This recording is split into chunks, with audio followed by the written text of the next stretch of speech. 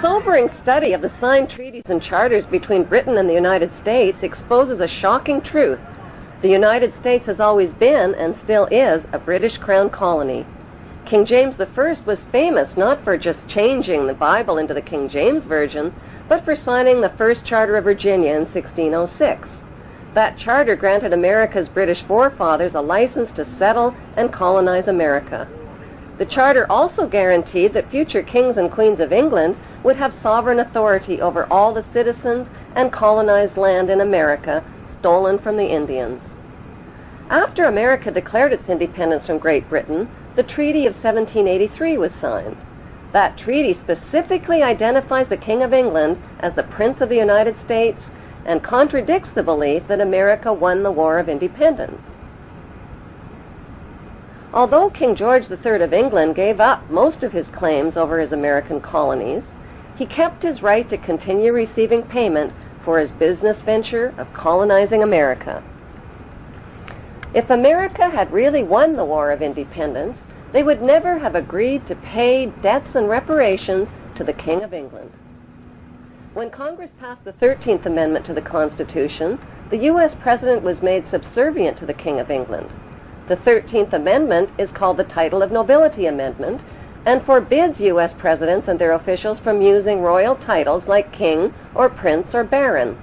For some mysterious reason, the 13th Amendment, which was ratified in 1810, no longer appears on current copies of the Constitution. America's blood-soaked War of Independence against the British bankrupted America and turned its citizens into permanent debt slaves of the king. In the War of 1812, the British torched and burned to the ground the White House and all U.S. government buildings and destroyed ratification records of the U.S. Constitution. 1 century later, a corrupt U.S. Congress committed the biggest theft in world history. They passed Paul Warburg's Federal Reserve Act in 1913, handing over America's gold and silver reserves and total control of America's economy to the Rothschild banksters. Most Americans still believe that the Fed, or Federal Reserve, is the government. It is not. The Fed is a privately owned banking system whose majority Class A shareholders are the Rothschilds, Warburgs, Kuhn and Loeb, J.P. Morgan, Rockefeller, Israel Seif, and the Lehman Brothers. This private banking cartel is the Fed and is never audited and never pays taxes. They print and design America's money, which displays their symbols of an Egyptian pyramid, a Masonic all-seeing eye, and the words "In God We Trust." Who exactly is the God they trust? They also collect American taxpayers' money through the IRS. Then they loan it back again with interest to pay for roads, bridges, and other public works.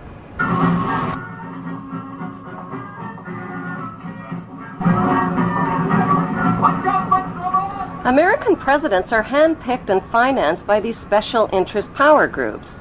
Like George W. Bush, John Forbes Kerry, whose initials are JFK, is a member of Yale University's Skull and Bones Brotherhood. The Forbes part of John Kerry's name identifies his descendancy from Captain Robert Bennett Forbes, who was a drug runner for the Rothschilds' opium drug trade with China in the 1800s. Most U.S. citizens believe that the United States is a country and that the President is the most powerful man on earth. The United States is not a country. It is a corporation, and the President is President of the Corporation of the United States. He and his elected officials work for the corporation, not for the American people. Since the United States is a corporation, who owns the corporation of the United States? Like Canada and Australia, whose leaders are prime ministers of the Queen, and whose land is called Crown Land, the United States is just another Crown colony.